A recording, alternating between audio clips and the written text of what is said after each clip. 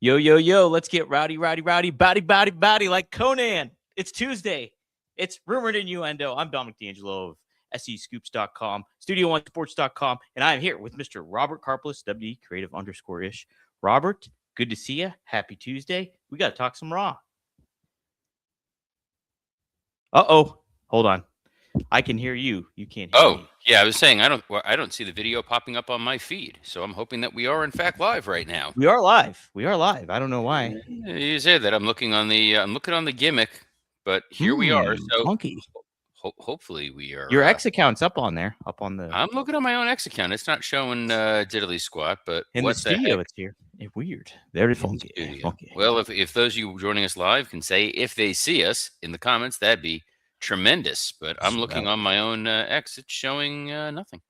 I am looking too. Let me take a gander here. Why? As fun as it would be to just have a one-on-one conversation with you and I. Oh, wait, what a discussion we could have. Really unfiltered discussion going down. What is going on? I could say, damn. Uh-oh. We do got the sponsorships. They're going away. I see them dwindling away, Robert. I see them dwindling. Some people are saying we see you. Some not. I don't know what the hell's going on. Yeah, usually it pops up on the old X gimmick, and then you get the little red circle around you. Yeah, typically. Yeah, you're live on mine. I'm gonna tell you, we're you're here. Live on mine. I swear we're here. What a start! We're live, pal. What's the deal with the StreamYard? Let's say hi to some folks in the chat, though, huh? Can we do that? You do what you want to do, my man. Let's say hi to Brandon Reinhardt. Hey, CM Punk is turning it into early 2000s Foley with all these cheap pops every week. Interesting. He does do a lot of the cheap pops. I've noticed that too, Robert. It's a patter. It's a cadence thing for him. I don't know how much longer that's really going to last. As we get into him versus Roman Reigns, I think you're going to get this strange division with the audience where they're not going to know what the hell to do. Yeah, that's a great point. It will be interesting how much that affects the crowd. I think that is something that W should be take at least a little bit of note of, because how do you want to position this and make it feel like the biggest match you possibly can? So Jeff Hangener says, hello, R&I. Nothing is dividing a wrestling fan more than El Grande Americano versus El Grande Americano. Boy, yes. Can't wait for that one. That's going to be a WrestleMania about for sure. What do you think is going to be WrestleMania? I don't even know what that WrestleMania this year makes no sense to me. Yeah. I tried to make the most sense of everything that was going on in this build, and the more that I see it, the more that I'm absolutely just gobsmacked and befuddled as to what the hell we're going to get. Do you think they're just doing all this to spite you, Robert? You come up with these predictions, and like they seem sensible and logical in most ways. Between that and this overly aggressive box that you have us in, we're very close. I liked where it was a little bit of space. There's a little bit. No, I like being close and intimate. I really hope this isn't streaming anywhere right now, because I just I was in such a bad mood coming onto this, and then here we are. I'm glad I showed up at the very last minute. I thought for sure, if you looked at the tea leaves of where they were going with this, that we were going to be getting AJ Lee and Becky Lynch at WrestleMania. Made a lot of sense. It was a chance to elevate the Women's Intercontinental title. It was a chance to leverage the Becky Lynch, AJ Lee storyline. It got both of those stars on the card. There was a deep, rich story to it. And they're doing it at Elimination Chamber. Yeah, I'm pretty surprised by that. It kind of makes you think, what other plans do they have for somebody like a Becky Lynch or an AJ Lee? Like, you could run it back if you really wanted to, but what are you going to do differently? There's no reason to run it back. Mm-hmm. Yeah. It's, because you're giving it away in Chicago, where you're going to have the most primed audience ready to cheer for AJ Lee. It feels like you've now kind of got like a four-way situation developing with Maxine and Natty, where all four of them are competing for the Intercontinental title, but I feel like there's going to be a number of multi-person matches on this show. Yeah, for sure. I wouldn't necessarily be against a four-way. I miss the four-ways where it was like the WrestleMania 2000 four-way, not that one in specific, but the format of it where you eliminate people instead of like fatal four-way, one pin gets everybody out. This is I why don't. Dom doesn't book. Can you imagine how long Oh, that would be? I How know, right? you can't have multiple pins in a single match with WWE. They don't know what the hell to do there. Mm. Well, wait, where's the one I wanted to say? Oh, Wrestling Old Head says, "Good day, R&I peeps." Javon Evans with a move that will be in the highlight reels for decades to come. Yeah, that was quite the cutter. Javon Evans is indeed bouncy, Robert. If you didn't know. I like that they find ways to utilize Javon Evans where even though he's not directly plugged into the story, it's a great opportunity to exploit what it is that he can do. And if you're going to do this El Grande Americano versus El Grande Americano storyline, and then for no reason whatsoever, here's Javon Evans, totally here for it. Yeah, right. Make you can implement him in a bigger way as he progresses in his career. I think he's early on that you can just plug him in something and show the talent that he has that's unique, and I think that's it too. So, all right. Oh, Jennifer V's in the house too. We see you both. Okay, so we're live. We are live indeed. I keep looking on my X. It ain't there. So Maybe you're on my X, Robert. I don't get it. You're live. I'm creeped out. Yeah. I do love that Lou 4237 through a "You're dead, Mallrat." Gotta love it. I'm all for any Mallrats references at any given point in time. Many moons since I've seen that movie, but I might be my favorite Kevin Smith movie. Might be. I don't know. I would have to think about that, to be honest. Kev says we're Kevin Kellum in the house. We're live, pal. We got a whole bunch of folks tuning in, Robert, actually. So I guess we can move forward with confidence. In Talk what about Raw. world do we move forward with confidence when we're talking about this? Anyway, ooh, you know what? Before we dive into that, I don't know what, dude. I read the thing you sent me. We're 7 minutes into the show, and you just now woke up. I did want to talk about. Do you know what happens in 2 days' time, Robert? 2 days' time, February 12th. Oh, sorry. I just realized Wrestling Old Head was dropping a Mallrats reference. That was where this came from. They're just some things you don't talk about in public. That kid is back on the escalator, Dom. Kid's still on the escalator. Robert, his pant leg gets caught and he winds up in a bloodbath. By the way, Wrestling Old Head dropping a Hartford the Whale. I use that line so often in my day-to-day life. So much so that I didn't realize when I started at the Panthers, our new coach, who started the same time I did, played for Hartford. Really? And it was Kevin Deneen. And it was the involuntary immediate reaction where he's like, "Oh, I played at Hartford." I went, "Hartford, the Whale?" And the look on his face of, what the hell is this kid talking about? Anyway, sorry, Dom, this is a wrestling program. What's happening on what day? The December 12th? No. February 12th, Robert. It's a special day. It is. Not Valentine's Day, so I don't know. Ooh, it's even better than Valentine's Day. It's our 2-year anniversary, Robert, since we started together. Wow. Mm-hmm. Which crazy because the show has existed in existence before you, so I don't think of it as being that. But I can't believe it's our 2-year anniversary. I don't know what you got me, but I'm so excited. Just my moral support and my smile. What a crappy gift. I know, right? Yeah, that does remind me. This is a good public service announcement for everyone out there. Valentine's Day is coming up this weekend. Make sure you get a card for your loved one. Is there a card section set up at the Whole Foods? Yes, there is. There's some really nice ones actually. So. Are they like organic? They're very like crafty. I was pissed when I went to I had to run out to Whole Foods a couple weeks ago to get ice. Did you think about me? No. The fact that they literally had artisanal ice and it was so friggin' expensive, I'm like, it's just frozen water. Yeah. The only thing colder than that is Gunther. Ooh, okay. Explain. Talk about that a little bit. Did you watch Raw last night? Yes, I did. What did Gunther do last night? He kind of intimidated Byron Saxton. I know that was a big part. And what was the point of his promo? That he's going to WrestleMania. Gunther went from this guy could be headlining WrestleMania to, and then there's Maude.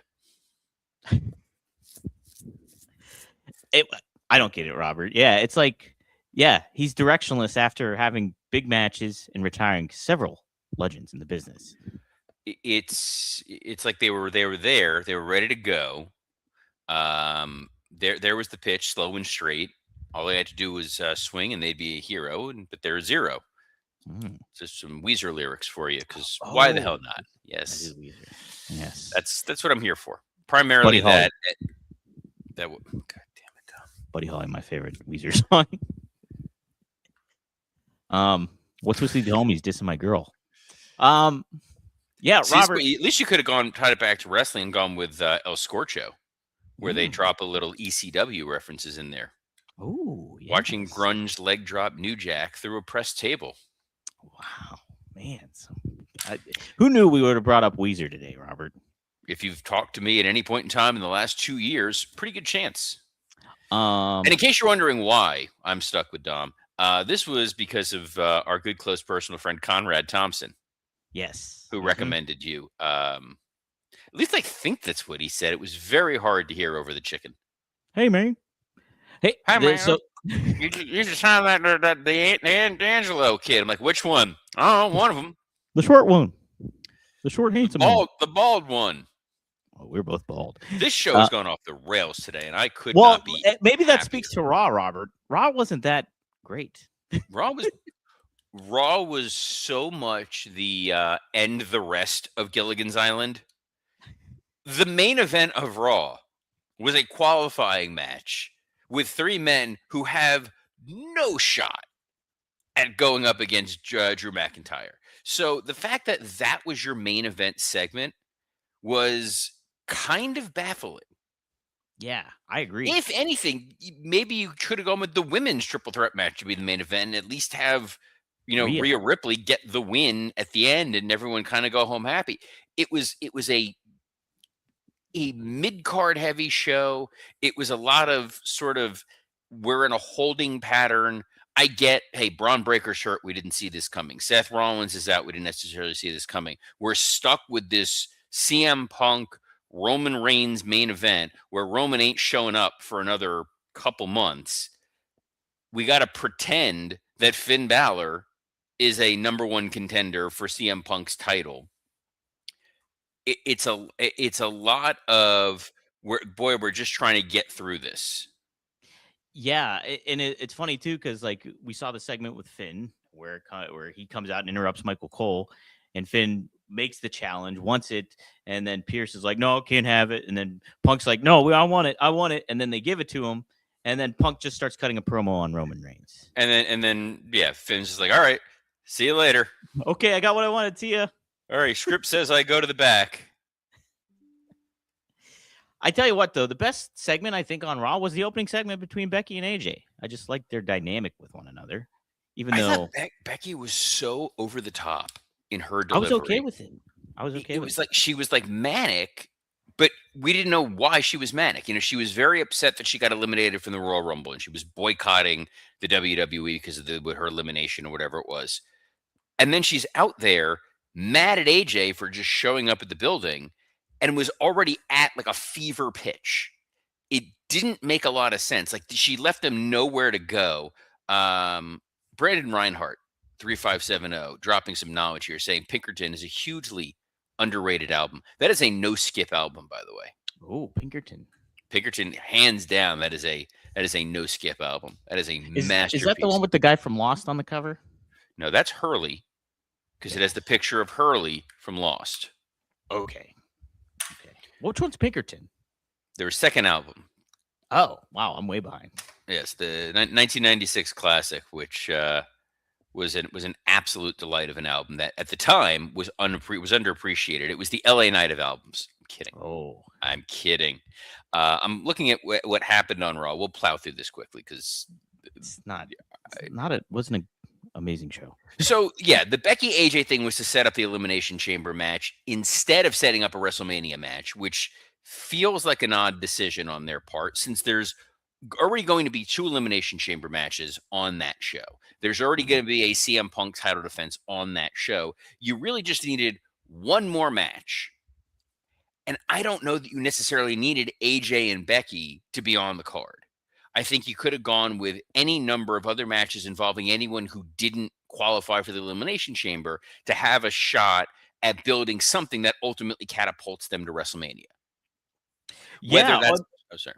No, but you mentioned, I think, last week that like you could have envisioned them both being in the Elimination Chamber, maybe, and then you could have cultivated a match out of that into WrestleMania. You could have had Becky in the Elimination Chamber and she loses because AJ distracts her or something, and then you set it up the next night.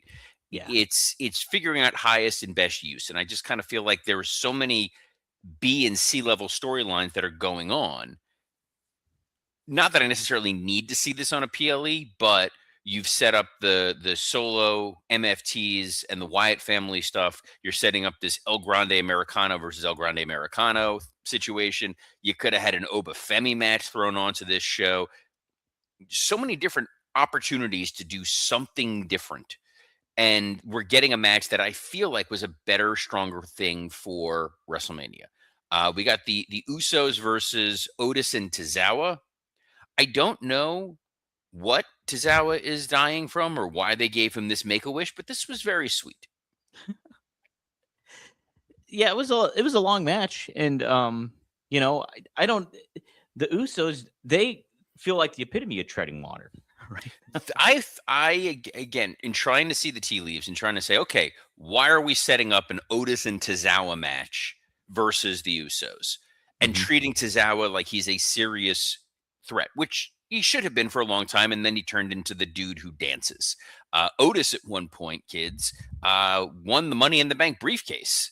Yes, and traded it in for I think sex with Mandy Rose, if I'm not mistaken, and maybe a ham. Now he could probably just go on our OnlyFans, but that's beside the point. Neither hide nor hair. If I'm looking at this, I'm going, okay, what was the point of booking this match? And I thought, well, Jey Uso's been insufferable. Jey Uso lost in the Royal Rumble. He's now setting up for this match here in this tag team that's going absolutely nowhere. Maybe the Usos lose in an upset situation to a babyface team. Jimmy's like, hey, guys, way to go. Jay gets pissed. And you got a little bit of a tension with those guys. That was kind of where I thought maybe this was going. Instead, you built up Otis. The crowd was behind Tozawa. They were not cheering the Usos, who are a babyface tag team, and then the Usos win. And you look at the state of the tag division on Raw, the War Raiders are still being picked off of Oba Femi's shoe. New Day have vanished into the ether. Judgment Day, JD McDonough is not going to be back for quite some time. The Creed brothers are still missing. Yeah, they were there for a hot minute. Yeah. So it's like, what was the point of this? I did not know. This feels like WWE Creative decided to go like put it through AI and hey, how can we elongate everything to try to make it to WrestleMania? That's just what the show's kind of felt like this week. So Joseph Wade Walters floated out Usos versus Phoenix and Penta. I thought there was a possibility that we were going to tease something about this in the Royal Rumble because you had Penta and Phoenix in the Royal Rumble. They never interacted. Right. Yeah. Wrestling Old Head says, add Street Profits to Raw. They're not going anywhere. Did you see the pictures of Montez Ford? I did. I saw the one picture and I was like, is that real? And then I didn't follow up and try to find another. There's about 4 or 5 pictures. Montez Ford, whom we love, dude that I have flagged for the last 3 or 4 years of why is he not a main event star in your company? Yeah. Charismatic, agile, great in the ring, great on media, has a superstar look. Now has the look of he went from a Tozawa physique to an Otis physique a little bit. Yeah. It's kind of like on It's Always Sunny when he like he just started to Matt started to get fat for no reason. Yeah. Which good on him. Mm-hmm. Let him do his thing. Liv and Dom did their thing, and I did not quite understand the point of this segment other than people like to boo Dominic Mysterio. We already established that Liv had not yet made her choice. Mm-hmm. It was a way to laugh and be like, oh, they're speaking in Spanish. Dom speaks Spanish. Liv doesn't. So Dom gets to get beat up by Stephanie Vaquer. Fine. Dom being scared by Stephanie's pyro was the highlight of that whole piece for me. But this He's went great. on and wasn't particularly interesting. Rhea, Ivy, and Lyra, on paper, kids, if you had to pick who was taking the pin, Lyra would probably not have been at the top of that list. No, definitely not. Not a great match either.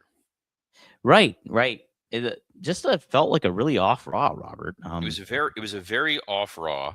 The Natty Maxine thing, they brawled before the match. Natty looked fairly vicious.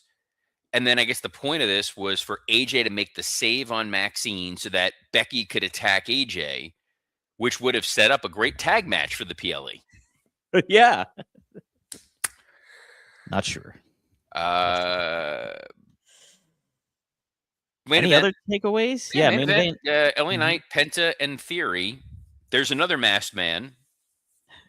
Yes. I don't know. Not Logan Paul. Wasn't Logan Paul. Was supposed to look like Seth. Probably wasn't Seth.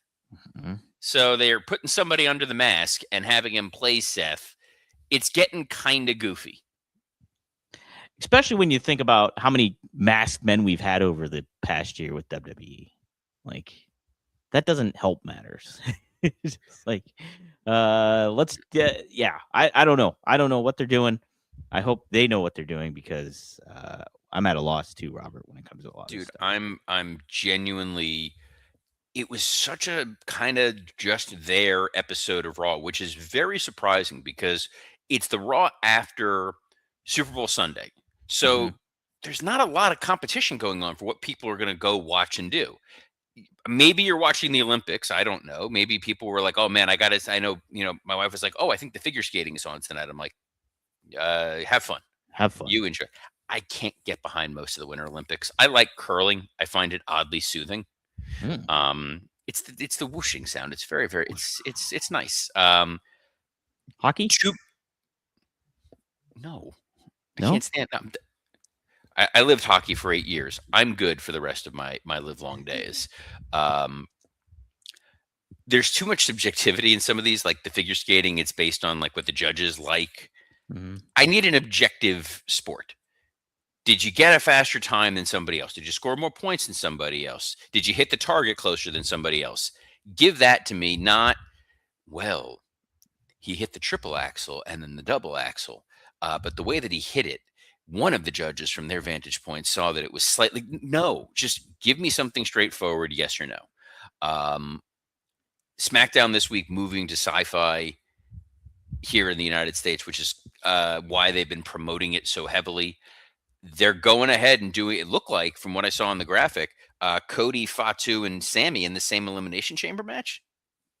Wow, is that true? I think that's what I saw on the graphic, but again, I was fielding some emails. In between when I hear the Michael Cole interstitial voice talking, I'm like, no, I can move on. Looks like there's some other matters that you've got teed up here on the rundown. Yeah, Big E's been making some media rounds, and I thought this was an interesting quote. We should point this out. Big E did announce his retirement. He did. So, obviously not the outcome everybody ultimately wanted to see. Big E is a hell of a performer, is a hell of a guy. I don't know if you've ever had a chance to interact with Big E, but Big E is just, he's everything you would want that dude to be. Yeah. And, nice an unfortunate injury. He's a guy who at least got that push, got the world title, got that opportunity to shine for however brief it ultimately was, instead of just what a shame he never even got that moment. Like, at least he got that. At least, certainly if you're a fan, you'd want more. You'd have wanted more for him. Of course. But, yes. But at least he did get some of that stuff, and he's good at what he does, like as a personality and stuff like that, and shown he's capable to do other things in the wrestling realm, and for sure outside of it too, if he really wanted to, I'd imagine. But he did talk about Ridge Holland in specific, who ended Big E's career. He said, I talked to Ridge right after it happened. He sent me 10 pounds of meat. That's how men say I'm sorry. He said, thankfully, we had a conversation. There was never really any grudge on my end. Things happen in our industry. People get hurt. It wasn't malicious. I told him immediately that there are no hard feelings. I know, unfortunately, he's gotten a lot back online. He's dealt with injuries on his own, losing his job. My heart, in many ways, goes out to him. I hope he's doing okay and is recovering. There was never a moment of ill will from me. It's the nature of what we do. You sign up for something that is incredibly fun and rewarding, but also has inherent danger as well. Man, what a great answer, Robert, I thought. And it just speaks to how good of a person Big E is to have the foresight to be like, yeah, it sucks my career's over, but I know this is the nature of the business. And he expresses his feelings for Ridge as well, too, at the same time. Yeah, I think look, there's one of two ways that you can kind of go with being injured. There's the classy Ray that Big E did. Then there's Steve Austin and Bret Hart. Austin was always held that grudge against Owen. I don't know if you're aware, Bret Hart occasionally, once in a blue moon, might mention William Goldberg. Ah, Bill. Yes. Yeah, I don't feel comfortable just calling him Bill. We're not friends. It's like keeping it at a formal level. But yeah, Bret is obviously super bitter about it.